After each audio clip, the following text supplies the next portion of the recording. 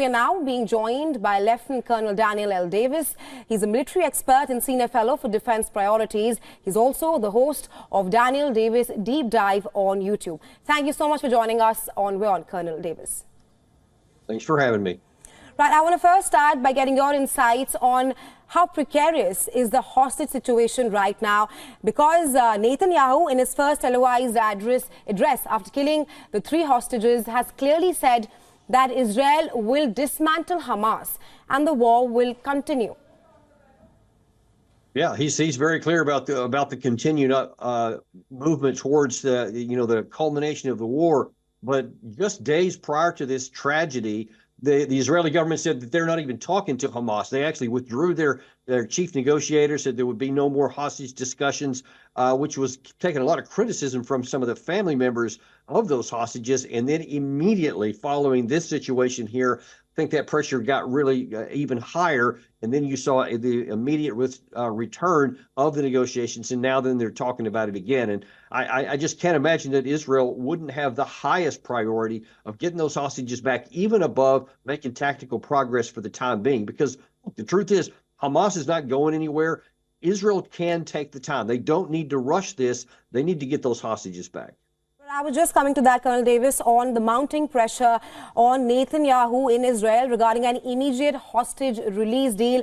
Can we now expect a change in Israel's strategy because as of now, Netanyahu has clearly said that it wants to eliminate Hamas and bring back the hostages both. But with the current situation at hand, can we expect Israel's strategy to change? Well, I mean, they're going to have to. They don't have any choice. They have to respond to this dynamic and very changing situation. And look, I mean, there's a two-way street here. So it's not just Israel saying they're going to get the hostages back. They've got to give something to get something. And the Hamas side is definitely in the driver's seat here because they possess them so that they can, try to extract high, some kind of high price for them. But I also would imagine that they would try to drag this out for a while. I would imagine they would give some here and then some more here and then maybe another couple of weeks. I think that anything they can do to try to drag this out, to try to get more pauses is what they're going to end up doing. But I don't think that strategically in the long term it's going to make any difference, but I do expect that it will take a long time. Right, Colonel Davis, following on the point you made there that you have to give something to get something right now, how possibly can a deal be struck at the moment? Because like you said, that Hamas is on the driver's seat, and Hamas has clearly said that there will be no hostage release until Israel accepts the militant group's conditions for an exchange, while Netanyahu has clearly been adamant on not conceding to such demands.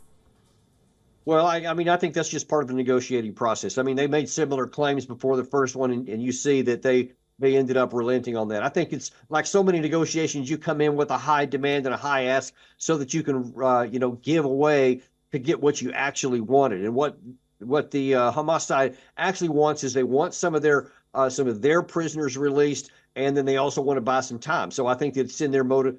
Their benefit to continue to do this, because if they stay staunch and don't even give anything back at all and don't make any deals, well, then Israel's going to say, okay, we tried, and then they're going to continue on with the heavy bombardment. So I imagine that you'll see Hamas give in some of this, and there will probably be another round or two of hostages in the near future.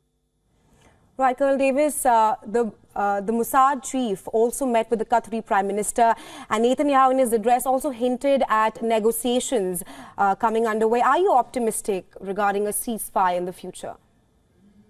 Well, if it's up to Israel, there won't be a ceasefire, period. They are adamant and passionate even about having no ceasefire. They want to maintain the military pressure, and they don't want to relent anything on Hamas. But the pressure on Israel is also mounting, and it's getting higher and higher. I mean, I think in your segment there before we came on, you're talking about how there was protests even in Israel itself, many of which calling for Netanyahu's removal. And of course, in Europe, there's lots more. You see European heads of state increasingly asking for those. And you're talking major allies like Britain and Germany and France, I believe. I'm sorry, France and Germany. And many in the United States are also asking. So the pressure is going up for Netanyahu to have some kind of ceasefire so that the innocent Palestinian civilians can at least take a breather and get some more aid in there and to save their lives. And a lot of people just want the war to be over. And as long as Israel won't even agree to a ceasefire, then there's really not much of a prospect for that. Right, Colonel Davis, my last question to you. We spoke about the domestic pressure on Netanyahu, and like you mentioned, there's also growing international pressure on the Israeli Prime Minister. My question to you is that what role is the U.S. playing in all of this? Keeping in mind that Sullivan was in the region a few days ago, and now U.S. Defense Secretary Lloyd Austin has also left for West Asia. Yeah, the U.S. government is on a balancing act because they're trying to continue to give support to Israel. They're trying to give support to our European allies, even our Asian allies, who all have competing interests and desires in this matter. And you see there is a significant growing appetite in Europe among our most staunch allies for a ceasefire. So the United States can't be opposed to that and also for Israel without taking some heat from one or both sides. So it's a tough situation. But I ultimately think that the U.S. is going to come down and probably agree with more of the European allies that some kind of ceasefire is in order here and something that's necessary. Otherwise, the killing of this innocent Palestinians is going to continue to go up, and then Israel could actually lose Western support, and that's much more valuable than any kind of temporary ceasefire. Right, Colonel Davis, thanks very much for taking our time and joining us here on WION. Always a pleasure to have you. Thank you for having me.